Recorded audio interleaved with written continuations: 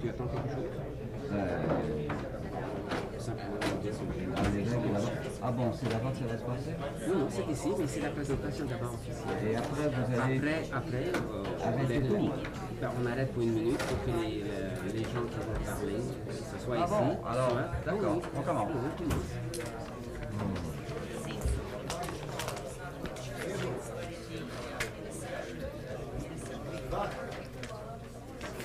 Est-ce qu'on peut commencer?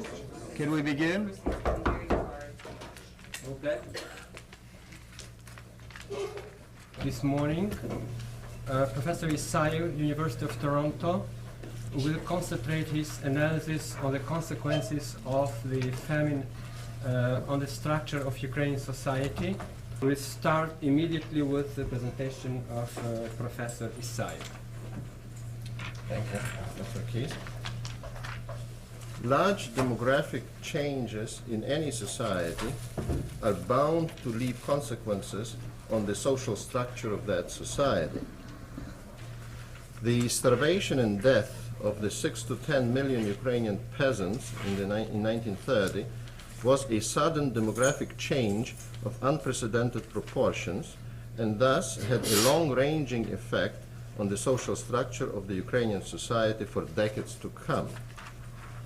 The purpose of this presentation is to single out a number of such consequences and to discuss their nature. Before proceeding, however, a brief explanation should be given of what we refer to when we talk of social structure. Social structure refers to groupings of people in their relations with each other. These groupings can be large or small. They can be community-like collectivities, or they can be relatively small units. They can be either well organized or little organized. Their relation to each other can be either vertical or horizontal, that is, some may be subordinate to others, or they may be in the same or similar positions to each other. Furthermore, their relations with each other can be either one of cooperation or conflict, of coordination of activities, or isolation from each other. Their activities can be highly centralized, making them highly dependent upon one another, or decentralized, allowing them to be relatively independent of each other. Specifically, I will refer to such groupings as peasants and urban dwellers, elites and their social bases, intelligentsia, workers, urban dwellers, and the like, as the elements making up the social structure. Furthermore, we cannot look at the famine in Ukraine in 1933 as simply a demographic phenomenon, a demographic catastrophe. Unlike almost all other famines, this was a historical phenomenon, in the sense that it was a result of conscious actions, consequences of which were foreseen. Thus, it has more in common with such phenomena as wars than it has with other famines, which are natural disasters. In this context, the famine was like a tactical means to an end and has to be examined alongside other means undertaken at that time. Hence, the consequences of the famine for the social structure of Ukrainian society are also to some extent consequences of other measures employed by the Communist Party in relation to the Ukrainian society at the time as a series of steps. The famine was the culminating step in regard to the Ukrainian peasants. The other measures which preceded the famine were decolonization and collectivization. In some respects, the consequences of these measures combined with those of the famine. In other respects, the famine stood alone as a tragic cause of the empty spaces in the structure of Ukrainian society in years to come. What then were the consequences of the famine on the Ukrainian social structure? I think first, the main long-ranging consequence was the fact that the famine has cut out the social base for the Ukrainian active elite of the day, of the time. By elite, I do not mean anything like aristocracy. I use it in the sociological sense of the word, I refer the term to those groups of people who are able to exercise concerted power in development of political, social, and cultural institutions. That is, these are the groups of people who are an active minority which is able to mobilize the passive majority to achieve the goals which they articulate. The social base for any elite is the larger community-like collectivity, or the larger community, if you will, whom, on the one hand, the elite purports to represent, and which, at least potentially, legitimizes the power of the elite. On the other hand, it is the community or the community-type collectivity from which the members of the elite come from themselves to a large extent by descent. The 1920s represent a very rapid development of a new elite in the Soviet Ukraine. These were the intelligentsia, which was bent on developing Ukrainian institutions independent of Russian institutions and Russian control and influence, yet within the structure of the Soviet Russian-dominated society. In the political sphere, these were the groups of people whom we know by now, I think, quite well, like Sergei Mazlak, Vasil Shachrai, Yuri Lapchinsky, Vladimir Vinnichenko, Vasil Elan Blaketny, Alexander Shumsky, Grigory Hrivko, Yuri Tutunik, Mikhailo Hrushevsky, Alexander Shumsky, Mikhailo Volubiev, Yavorsky, and of course Mykola Skripnik. Though they represented a number of political formations, such as the Borodbisty, the Bolsheviks, the former Central Rada, and the Ukrainian Directory, they were united in the idea of Ukrainization within the context of a socialist structure. In the literary institutions, artistic institutions, which were of special significance in the Ukrainization process, this elite was represented, as is commonly known, by such writers and poems as Maxim Rylsky, Pavlo Tychina, Mykola Zerov, and so on, Mykola Luhovy, of course, Mykola Kulish, Vladimir Vinnichenko, Alexander Dovzhenko, Oleg Kandyba, Yuri Klen, Bogdan Antonich, etc. In the field of sciences, these were the people united around the Ukrainian Academy of Sciences. All these were the intelligentsia in the best East European sense of the word, but they also were the key groups, the determinant of the new emerging structure of the Ukrainian society. There was one thing which this intelligentsia as a group shared in common, and that is they had the same social base. Their only and sole social base were the Ukrainian peasants.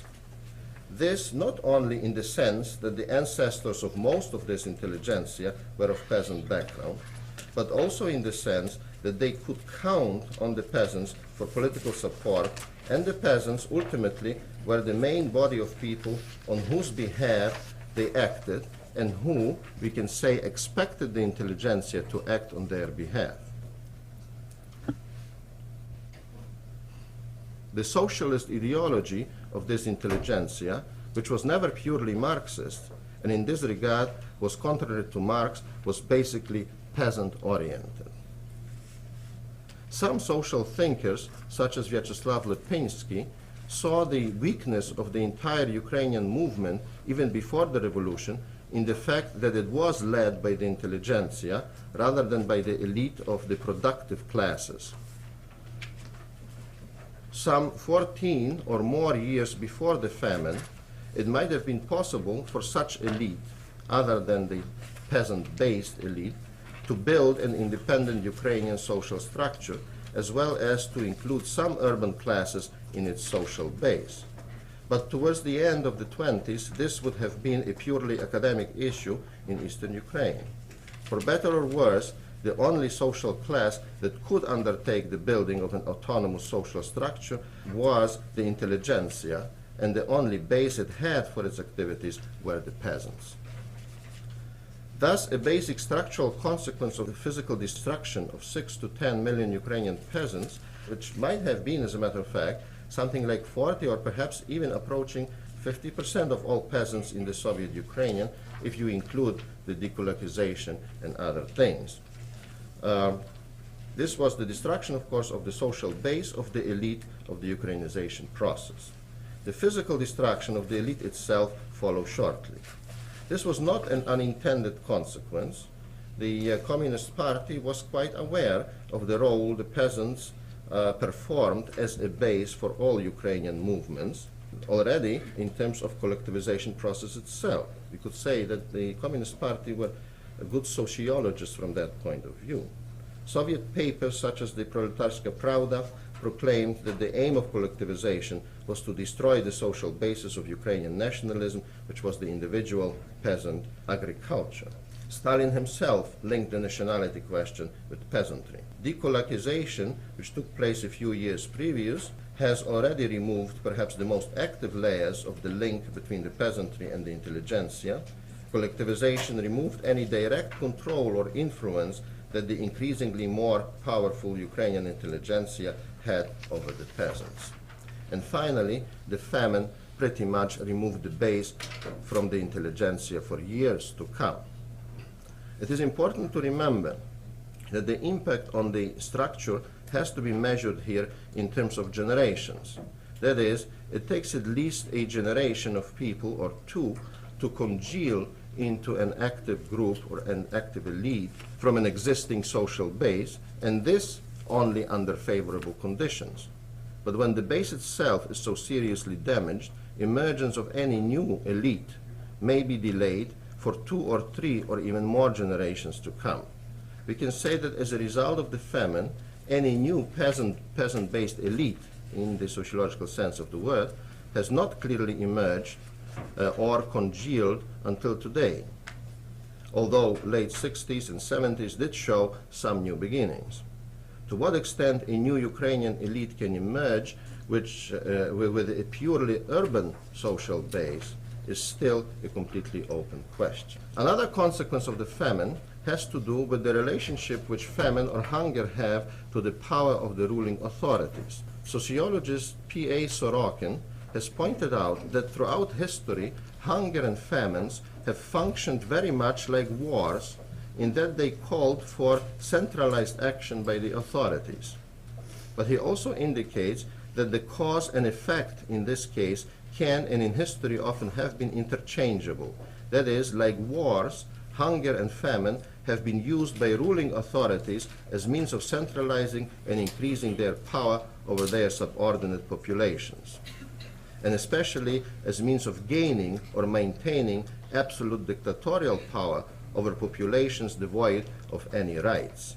Sorokin points out that in the history of the imperial Russia, hunger or famines were of relatively frequent occurrence. In 19th century, a hunger crisis occurred something like 8 or 10 times. Government intervention was a normal measure, but its effects were a continuous accretion of various compulsory regulations which functioned to maintain and increasingly centralize the state influence over the entire social structure of Russian society.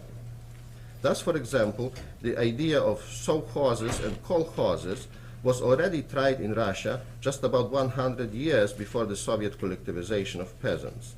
Similarly, according to him, all strikes in Petrograd in the Russian Revolution were connected with food. The political demands were insignificant. This, however, made it possible for the revolutionary committees to gain and maintain power. Dekolakization, collectivization, and the famine in Ukraine made possible a capture of complete centralized control by the Communist Party of the Ukrainian villages. It should be remembered here that after the revolution and in the period of NEP, villages in Ukraine could still behave relatively independent of the control of the party, and with this relative independence were able to actually increase their production of grain and benefit by it, as well as develop the tendency to give support to the Ukrainian elements in the CPU. All this ceased after the famine. The total impoverishment of the peasant made him docile, isolated him from specifically Ukrainian political elements, and subordinated him to the central policies of the Communist Party, especially the Russian Communist Party. Closely related to the centralization of power as an effect of decollectivization, collectivization, and famine, was a factor which after the famine became a new permanent element in the structure of Ukrainian society. This was the introduction, probably around 1929, of the so-called seksoty into the village communities. These were groups of individuals brought in from the outside by the GPU under disguise to live in the village communities. Their original role was to observe and record who was who or who did or said what in the community and to report this to the secret police, who later may deal with those reported on as potential enemies. This in itself was a structural means of centralized control, and it followed on earlier structural measure, that of komnezamy, committees of poor peasants. These latter were an application of the principle of divide and rule and were discontinued after the famine. Seksoty, however, remained. Their role now was directed, at least throughout the period of Yezhovshchina, towards supplying the GPU or NKVD with quotas of names of those to be arrested and deported to forced labor camps. Thus, in addition to being an instrument of centralized control, as Girmond has pointed out, seksoty have become an instrument of economic function, that of supplying cheap and easy transportable labor. The social psychological effect of the seksoty on the everyday community life has yet to be scientifically assessed, but there is no doubt that it had an inhibiting effect. They have become a means of supervision of the everyday life of the community and the individual. Another structural consequence of the process culminating in the famine was the disruption of the natural process of migration from the rural to urban areas in Ukraine. It was a normal process in Western Europe throughout the 19th century for the largest cities to constantly increase in population size, due mainly to migration from the rural areas of each specific community. This migration was inherently related to the process of industrialization, commercialization, and transportation growth. The socio-economic structure of the Western European society became dependent on the continuous development of these processes. In eastern Ukraine, the development of urbanization in the first 2 decades of the 20th century was rather irregular and relatively slow. Thus, in 1897, only 16.5% of the population was urban, and in 1926, almost 30 years later, the percentage increased only to 19.3. Yet it appears that in the 1920s, the migration from rural to urban areas in Ukraine increased significantly, perhaps reaching what would be a normal process. In the early 20s, such writers as Moisei Ravich-Cherkasy were predicting that millions of Ukrainian peasants would fill the ranks of urban proletariat at a fast rate as the industry develops. In the late 20s, in 1927-28, the rate of urban population growth was something like 41 per 1,000 people, and in 1929-30, 96.8 per 1,000 people. After 1933, however, this process of Ukrainian rural-urban migration stops completely for a period of time. The effects of the famine in this regard were twofold. For one thing, there was little rural population left to migrate to the cities. Yet, secondly, the increase in urban population continued, but now it came not from the Ukrainian villages, but from Russia. Thus, statistics which were not published until 1975 show that while from 1926 to 1939, the total population of Ukraine increased by 12%, Ukrainians have increased only by less than 2%, whereas Russians in Ukraine increased by 57%. The increase was all in the cities. Not all, but most of it was in the cities. The cities were already predominantly Russian, but the reduction of Ukrainian population produced by the famine was accompanied by an influx into the cities of more Russian population of unprecedented proportions. This was a colonial type of pattern of migration, which has been very characteristic of colonial societies in relation to their home metropolitan societies. Hence, we can conclude that in the period when the Western colonial societies were ready to decolonize and grant independence to their colonies, as for example in India, in Ukraine the reverse was happening. Following the famine, the structure of society was becoming more colonial. I would say that the famine gave colonialism a new lease on life. Furthermore, after the famine, the centralized control over now collectivized villages has worked to isolate the villages from the cities. It pretty much destroyed something which was very important in the rural development of Western countries of Western Europe. This was the symbiotic relationship between the village, the town, and the city. Notwithstanding all the problems related to industrial expansion and rural-urban migration of labor, the village and the city in the West developed a trading relationship in which the village was a direct supplier of food products to the regional cities. And they, in return, were the suppliers to the village of manufactured goods. This type of trading relationship created regional subcultures and, as importantly, changed the peasant into a farmer. Thus, in the Western world, with a few exceptions, the peasant, in the East European sense of the word, did not exist since something like 200 years or so ago, whereas in Eastern Europe he was still there in the 20th century. In Ukraine, centralization which followed collectivization and famine has prevented the village and the city from developing this type of close symbiotic relationship. In fact, in the history of the Imperial Russia, this process was little developed. Rather than through direct trading, the villages would support the cities through imposed quotas of grain.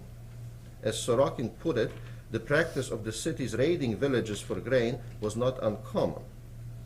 But now centralization of agriculture, which followed the famine, made it impossible for the villages to develop in terms of trading with their nearby cities.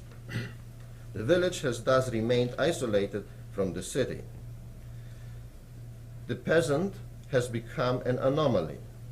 Instead of moving into the role of the farmer, as in the West, he has moved at best into the role of hired farm labor, which is neither that of the farmer, nor that of the industrial worker, nor that of the scientific farm worker as the ideology would have it. The low prestige accorded the peasant by the urban people has made his position in the structure of society even more ambiguous.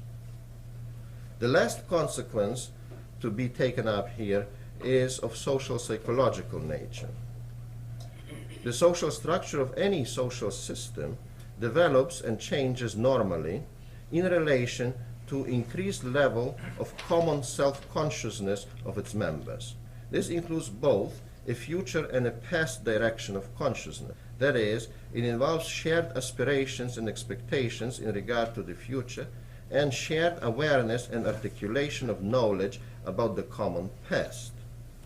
In normal societies, cataclysmic events, and especially man-made calamities in the life of society, usually come to be subjects of special awareness and cultural articulation.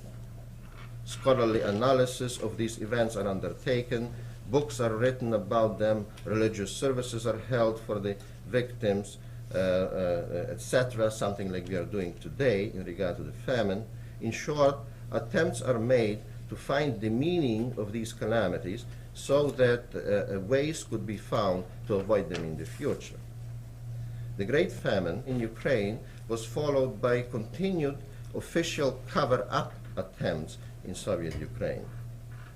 No cultural articulation of it has been undertaken or permitted, and until today it is dangerous for the citizens to even talk about it. Thus, the level of awareness of it as part of the historical past of the society is low.